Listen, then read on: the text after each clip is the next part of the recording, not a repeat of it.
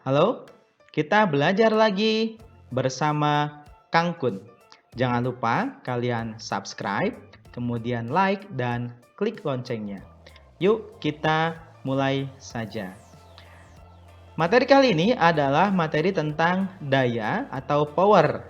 Ini adalah lanjutan materi dari usaha, energi, dan daya. Ini adalah salah satu gambar berkaitan dengan bagaimana listrik yang kita gunakan sehari-hari itu dihasilkan. Jadi sini ada pembangkit listrik ya. Dari sini dilakukan pengubahan ya, pengubahan dari energi gerak menjadi energi listrik dan akhirnya listrik kita nikmati dalam kehidupan kita sehari-hari.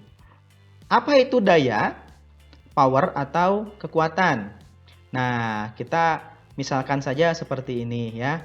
Akun itu mendorong lemari untuk memindahkannya sejauh 3 meter. Nah, dalam melakukan usahanya itu, akun memerlukan waktu selama 5 menit. Sedangkan lemari yang sama itu dipindahkan oleh Soleh. Ya, ia memindahkan cukup dengan waktunya 3 menit. Nah, akun dan Soleh ini melakukan usaha yang sama. Ya, tetapi mereka membutuhkan banyaknya waktu yang berbeda-beda. Nah, besaran fisika yang menyatakan bahwa besar usaha yang dilakukan per satuan waktu itu disebut sebagai daya. Sehingga kita bisa mengatakan bahwa Soleh memiliki daya yang lebih besar daripada Akun karena Soleh sudah bisa mendorong lemari sejauh 3 meter hanya dalam waktu 3 menit, sedangkan Akun mendorongnya dalam waktu 5 menit. Ya, kurang lebih seperti itulah yang disebut sebagai daya atau power atau kekuatan. Kalau dirumuskan, power itu kita lambangkan P itu sama dengan W per T. W ini adalah energi atau usaha ya. Nah, T adalah waktu. Jadi W usaha itu satuannya joule, T adalah waktu satuannya sekon, dan P adalah daya itu joule per sekon atau kita bisa menyebutnya sebagai watt. Jangan sampai lupa rumus ini.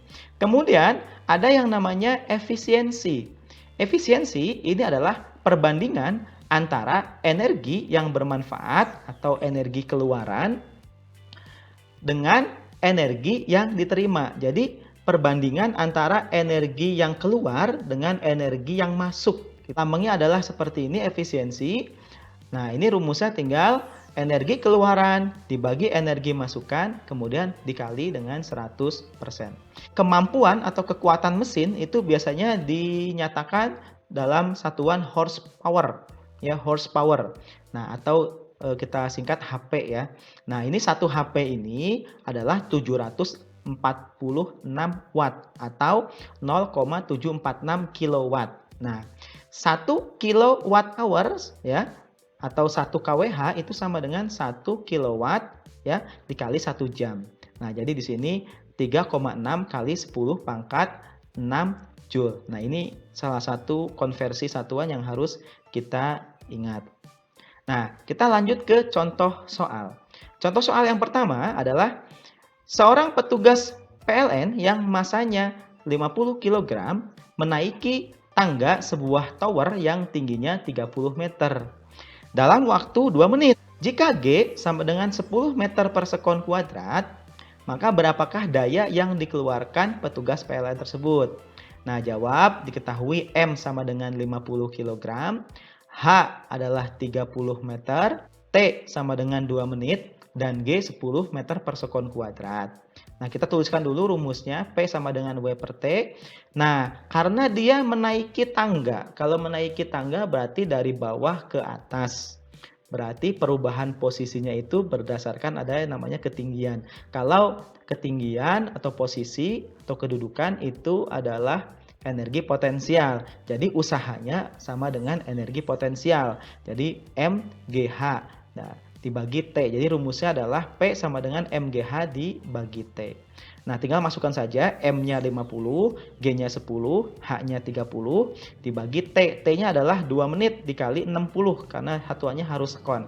Sehingga hasilnya adalah 125 watt. Lanjut ke soal nomor 2. Sebuah motor yang memiliki daya 1800 watt mampu mengangkat beban sebesar 1200 Newton sampai ketinggian 50 meter dalam waktu 20 sekon. Berapakah efisiensi motor itu? Nah, diketahui kita masukkan dulu P 1800 watt, F-nya 1200 Newton, S-nya adalah 50 meter, dan T adalah 20 sekon.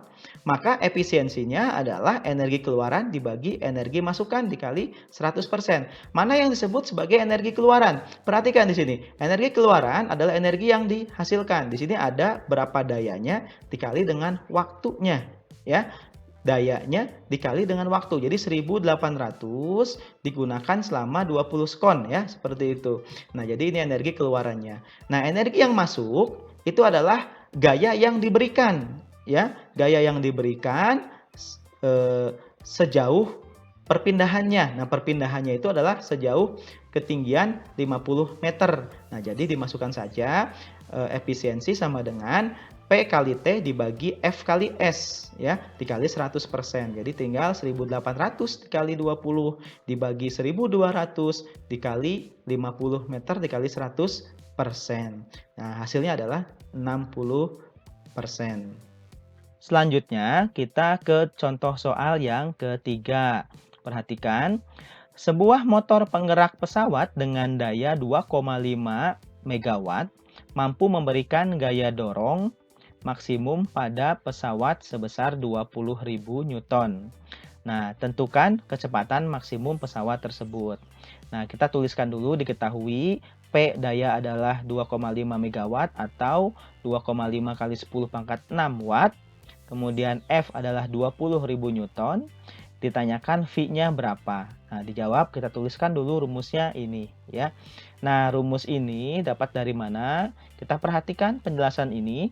P sama dengan W per T, ya. Nah, W-nya adalah usaha, F dikali dengan S, ya kan? Nah, kemudian dibagi dengan T. Nah, ingat bahwa S per T atau perpindahan dibagi waktu adalah V, ya, kecepatan. Maka rumusnya menjadi P sama dengan F kali V. Jadi kita dapatkan rumus yang ini. Ini adalah keterangannya, silahkan dapat dibaca sendiri.